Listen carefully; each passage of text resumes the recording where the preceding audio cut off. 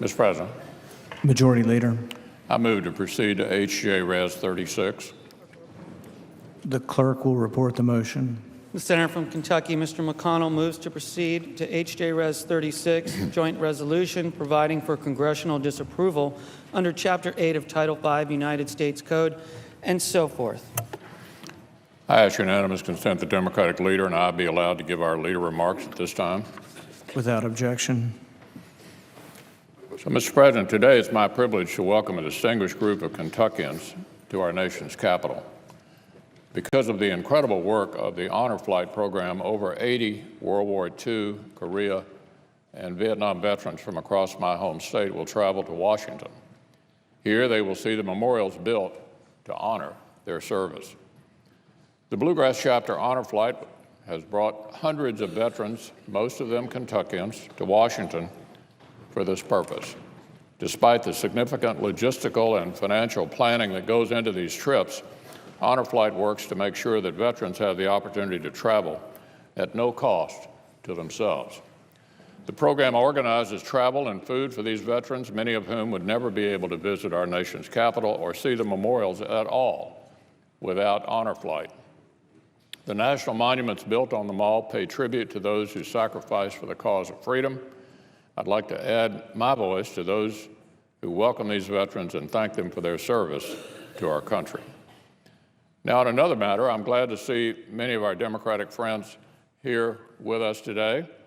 Yesterday, they sent me a letter indicating they want to participate as we work on legislation that can bring relief from Obamacare. In that letter, they acknowledge the need to improve and reform the health care system. After 8 years of defending this failing law and its higher costs, reduced choices, and dropped coverage, I'm glad to hear that Senate Democrats are finally willing to concede that the status quo is simply unsustainable. I appreciate their willingness to acknowledge that Obamacare hasn't lived up to its promises. That's certainly a reality that Senate Republicans entirely agree with.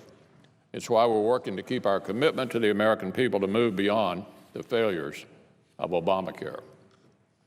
If our friends on the other side of the aisle want to join us in replacing Obamacare with common sense reforms, I welcome their input. It's disappointing that it's taken our Democratic colleagues this long to come around, but I look forward to hearing their ideas now, and I look forward to joining in a robust debate on the Senate floor as we pursue smarter health care solutions. As we continue working to address this critical issue, it's important to remember why we need to act in the first place. Across the country, more and more Americans are feeling the pain of Obamacare. Listen to these recent headlines. Thousands of Obamacare customers left without options as insurers bolt. More insurers abandon Obamacare. Who might be next? Obamacare choices could go from 1 to 0 in some areas. Obamacare is failing the American people, and it keeps getting worse. Families face skyrocketing premiums, fewer choices, and the risk of losing the doctors or plans they like. Just this week, we saw even more troubling news out of states like Maryland, where one major insurer just proposed a premium increase of more than 50%, warning that Obamacare market is in the early stages of a death spiral. We saw similar stories out of Connecticut, too. There, insurers have also requested double-digit increases, which could top out at 52% amid worries that the last 2 insurers on the exchanges may leave. These states aren't alone. I continue to hear from Kentuckians who are desperate for relief from Obamacare. Take this Campbellsville woman who purchased insurance on the Obamacare exchanges after researching the best policy to fit her needs. Only then did she find out how hard it would be for her to actually get care. Here's what she had to say. Today, I'm making payments for a health care plan that does not cover my doctors, does not cover all my prescriptions. It's almost totally useless. I'm the only person, but I'm sure I speak for many. I'm only one person, but I'm sure I speak for many people who are finding themselves in this difficult situation. Obamacare is a failed law that continues to hurt Americans every single day. It's taking a bigger bite out of their budgets, while it, as too many have discovered, covering fewer services they actually need. We've all received letters from our constituents like the one I just shared, These families are the ones shouldering the burdens of Obamacare. They're the ones counting on us to act and move past the failures of Obamacare. If we don't, this situation will only get worse. That's why we continue to engage in productive conversations with each member of our conference on the way forward to providing relief from Obamacare. I look forward to continuing these talks and welcoming our Democratic colleagues to the conversation if they're ready to join us. But it's certainly an important step for the entire Democratic caucus to acknowledge that the status quo is failing the American people and that Congress cannot sit by while Americans suffer the consequences of this failed law. Now, on one final matter, whatever one thinks of the manner in which Director James Comey handled the investigation into Secretary Clinton's unauthorized use of a private server and her mishandling of classified information, it is clear what our Democratic colleagues thought of it, both at that time and consistently thereafter. Last year, the current Democratic leader said it appeared to be an appalling act, one that he said goes against the tradition of prosecutors at every level of government. And the prior Democratic leader, when asked if James Comey should resign given his conduct of the investigation, he replied, "Of course, yes." It's also clear what our Democratic colleagues think of the man who evaluated Mr. Comey's professional conduct and concluded that the Bureau needed a change in leadership. The Democratic leader just a few weeks ago praised Mr. Rosenstein for his independence and said he had developed a reputation for integrity.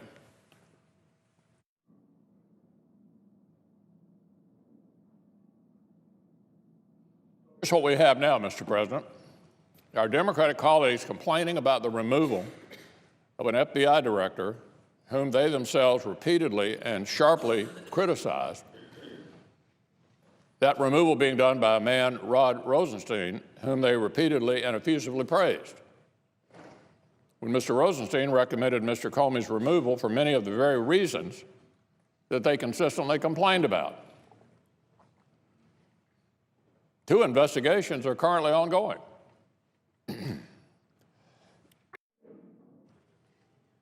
The Senate Intelligence Committee's review of Russian active measures and intelligence activities and the FBI investigation disclosed by Director Comey. Today, we'll no doubt hear calls for a new investigation, which could only serve to impede the current work being done to not only discover what the Russians may have done, also to let this body and the national security community develop countermeasures and warfighting doctrine to see that it doesn't occur again. Partisan calls should not delay the considerable work of Chairman Burr and Vice Chairman Warner. Too much is at stake. Deputy Attorney General Rosenstein was just confirmed on a bipartisan vote, 94 to 6. 94 to 6. And that sort of fair consideration should continue when the Senate receives an FBI director nominee. As I said yesterday, once the Senate receives a nomination to fill this position, we'll look forward to a full, fair, and timely confirmation process. This is a critical role that is particularly important as our country continues to face serious threats at home and abroad.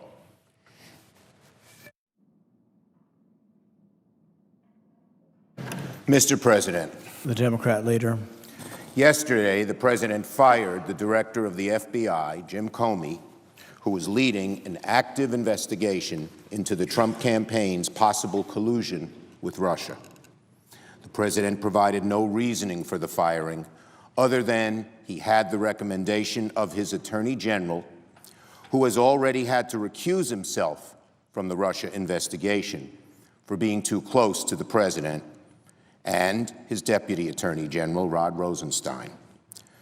Mr. President, there is little reason to think that Mr. Rosenstein's letter is the true reason that President Trump fired Director Comey. Why? Because if the administration truly had objections to the way Director Comey handle the Clinton investigation, they would have had them the minute the president got into office. But he didn't fire Director Comey then. The question is, why did it happen last night? We know Director Comey was leading an investigation in whether the Trump campaign colluded with the Russians, a serious offense. Were those investigations getting too close to home for the president? The dismissal of Director Comey establishes a very troubling pattern. This administration has now removed several law enforcement officials in a position to conduct independent investigations of the president and his administration, from Acting Attorney General Sally Yates to Preet Bharara, and now Jim Comey. What should happen now, what must happen now, is that Mr. Rosenstein appoints a special prosecutor to oversee this investigation.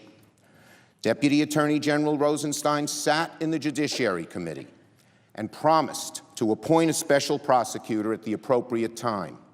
He said, quote, "I'm willing to appoint a special counsel whenever I determine that it's appropriate." So my colleague, Senator Coons, asked him, would you agree that it's vital to the assurance of confidence in our democracy and law enforcement system that any investigation into these matters be fair, free, thoroughly, and politically independent? Mr. Rosenstein answered, yes, I do. If there was ever a time when circumstances warranted a special prosecutor, it is right now. Mr. Rosenstein already expressed concern that Director Comey damaged the integrity of the FBI. The Attorney General has already had to recuse himself from the investigation for being too close to the president. If Mr. Rosenstein is true to his word, that he believes this investigation must be, quote, fair, free, thorough, and politically independent, if he believes, as I do, that the American people must be able to have faith in the impartiality of this investigation, he must appoint a special prosecutor and get his investigation out of the hands of the FBI and far away from the heavy hand of this administration. Mr. Rosenstein has the authority to appoint a special prosecutor right now. He needs no congressional authorization.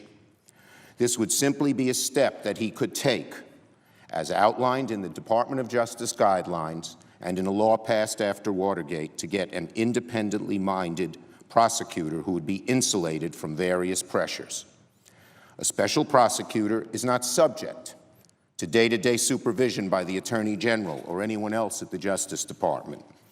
That means the special prosecutor would have much greater latitude in who he can subpoena, which questions they ask, how to conduct an investigation. The special prosecutor can only be removed for good cause, such as misconduct, not to quash the investigation. Third, there is built-in congressional oversight. Congress is notified whenever a special counsel is appointed, removed, or finished with the investigation. The appointment of a special prosecutor would be a welcome step in the right direction, but it is not the only action that should be taken. There are a great many outstanding questions about the circumstances of Director Comey's dismissal, the status of the executive branch investigation into the Trump campaign ties to Russia, and what the future holds for these investigations. So I will be requesting that the Majority Leader call a closed and, if necessary, classified session, all senators briefing. I will be requesting that the Majority Leader call a closed and, if necessary, classified, all senators briefing with the Attorney General and the Deputy Attorney General separately, at which they can be asked questions. Some of the questions. Why was Attorney General Sessions, who had recused himself from the Russia investigations, able to influence the firing of the man conducting the Russia investigation? Did Deputy Attorney General Rosenstein act on his own or at the direction of his superiors or the White House? Are reports that the President has been searching for a rationale to fire the FBI director for weeks. True. Was Director Comey's investigation making significant progress in a direction that would cause political damage for the White House? Why didn't the president wait for the Inspector General's investigation into Director Comey's handling of the Clinton email investigation to conclude before making his decision to fire him? Was this really about something else? No doubt, we'll have an opportunity to question Mr. Comey, now a private citizen, about what happened. But we need to hear from this administration and about what happened and why, and what is going to happen next. And that is why, again, I am requesting that the Majority Leader call a closed and, if necessary, classified all-sessions briefing with the Attorney General and the Deputy Attorney General separately, at which they can be asked these questions. I hope the Majority Leader agrees with me that we need to get to the bottom of this and get a handle on all the facts so that we can grapple with him. I remind him and my Republican friends that nothing less is at stake than the American people's faith in our criminal justice system and the integrity of the executive branch of our government. I yield the floor.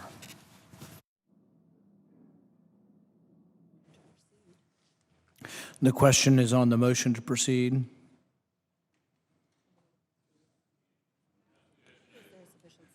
Is there a sufficient second? It appears so. There appears to be. The clerk will call the roll. Mr. Alexander, Ms. Baldwin,